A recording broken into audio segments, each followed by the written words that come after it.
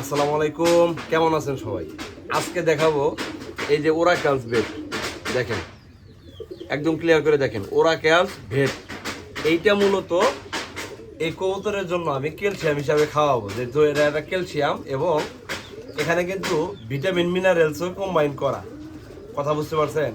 তাহলে আমি একটা মেডিসিন খাওয়াই যদি 2-3টা মেডিসিনের উপকার পাই, তাহলে কি ভাই এটা আমি খাওয়াবো না? খাওয়াবো।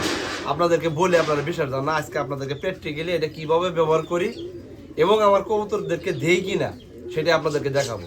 আশা করি আজকের ভিডিওটা দেখলে আপনি একদম স্পষ্টভাবে ক্লিয়ার হয়ে যাবেন যে তাজুল ভাই এই জন্যই ভিডিওতে এই কথাগুলো বলে। তো কথা না বলে আজকে সরাসরি দেখাই, চলেন। এই মেডিসিন ব্যবহার করার আগে অবশ্যই ঝাঁকায় নেবেন। ঝাঁকায় নিলে যেহেতু লিকুইড একটা মেডিসিন এবং কি অনেক গাঢ় একটা মেডিসিন, কথা বুঝছেন? এটা এই যে ঝাঁকায় নিলাম, মেডিসিনগুলো ভালোভাবে সার্কুলেট হইলো।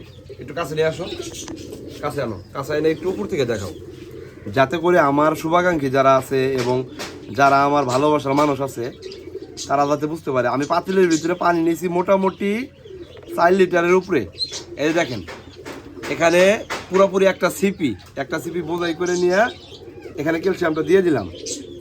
দেখছেন, আমি 4 লিটারের উপরে পানি নেওয়া আছে, আর এই একটা সিপি বোঝাই করে দিয়ে আর হালকা কিছুটা দিয়ে দিলাম। যেহেতু এটা ক্যালসিয়াম, তো সেই কারণে একটু কম বেশি হলে কোনো সমস্যা নাই। যদি আপনার হইলো অ্যান্টিবায়োটিক হইতো তাহলে কিন্তু এটা বেশি দেওয়া যাইতো না। আপনি ক্লিয়ার করে বুঝবেন। Vitamin, zinc, calcium, multivitamin, liver tonic, kidney tonic, হ্যাঁ, এগুলা ব্যবহার করলে যদি পানির পরিমাণের থেকে একটু বেশি হয়, ধরেন 1 লিটার পানিতে এই যে ধরেন 1 লিটার পানিতে 1.5 মিলি করে ব্যবহার করার কথা। আপনি যদি 2 মিলি দিয়ে দেন ওই রকম ধরনের সাইড ইফেক্ট আসবে না। কিন্তু যদি অ্যান্টিবায়োটিক ব্যবহার করার ক্ষেত্রে 1 মিলির জায়গায় 100 মিলি ব্যবহার করেন তাহলে সাইড ইফেক্ট আছে 1 লিটার পানিতে। কি বলছি বুঝছেন? তো এটা দিয়ে দিলাম। দেওয়ার পরে এই যে একটা দেখেন লাকড়ি বানিয়ে নিছি, কি করা দিয়া, পুরাতন ওয়াইস্টেজ ব্রাশ দিয়া। এই যে দেখেন পানি কালারটা কেমন হয়ে গেল। আর একটু কাছ থেকে দেখাও, দেখেন কিছু ক্লিয়ার বোঝা যায় কিনা। তো যেখান থেকে ক্লিয়ার বোঝা যায় ওখান থেকে দেখানোর চেষ্টা করেন ইনশাল্লাহ। তো আপনারা মনে করেন যে তাজুল ভাই হয়তো আর মেডিসিনের কথা বলে, তাজুল ভাই ওদের ব্যবহার করে না। ভাই আমি একবারই বলছি, যেই মেডিসিনটা আমি তাজুল ব্যবহার করি না, সেই মেডিসিনটা সম্পর্কে আপনাদেরকে আমি কথা বলি না। কথা বুঝতে পারছেন? আমার আশেপাশে একটু কবুতরগুলো দেখাও। আমার আশেপাশে যে কবুতরগুলো দেখতেছেন প্রত্যেকটা কবুতরই মাশাআল্লাহ, আমার প্রত্যেকটা কবুতরই মাশাআল্লাহ আল্লাহর অশেষ রহমতে, আমার ক্ষুদ্র প্রচেষ্টায়, আমার সুন্দর একটা ম্যানেজমেন্টে সুস্থ আছে, ভালো আছে, সঠিকভাবে ডিম বাচ্চা করতেছে এবং ছোট বাচ্চাগুলো 100% গ্রোথ নিয়ে বাইরে উঠতেছে, কোনো প্রবলেম নাই ভাই। তো আপনারা যদি এই পদ্ধতিটা অবলম্বন কইরা আপনার কবুতরগুলাকে আপনি যদি পর্যবেক্ষণ এবং রক্ষণাবেক্ষণ করতে পারেন, তাইলে আপনি শতভাগ রেজাল্টটা আমার মতো করে পাবেন। দেখেন এই যে পট নিছি, ওষুধ মিশ্রিত পানিটা পটের ভিতরে নিয়ে নিলাম।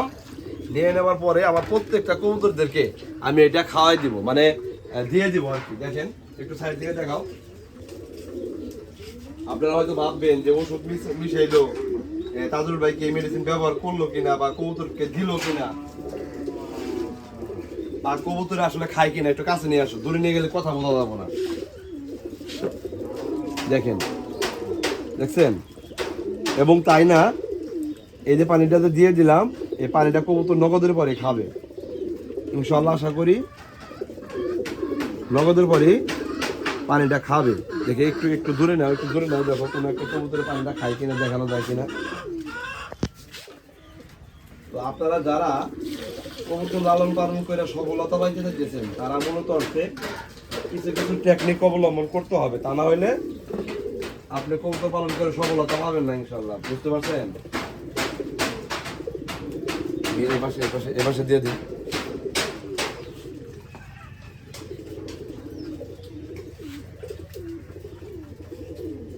তো সর্বোপরি কথা হইল ভিটামিন, ক্যালসিয়াম, জিঙ্ক এগুলা মেডিসিন আপনারা সকালে এবং বিকালে ব্যবহার করবেন।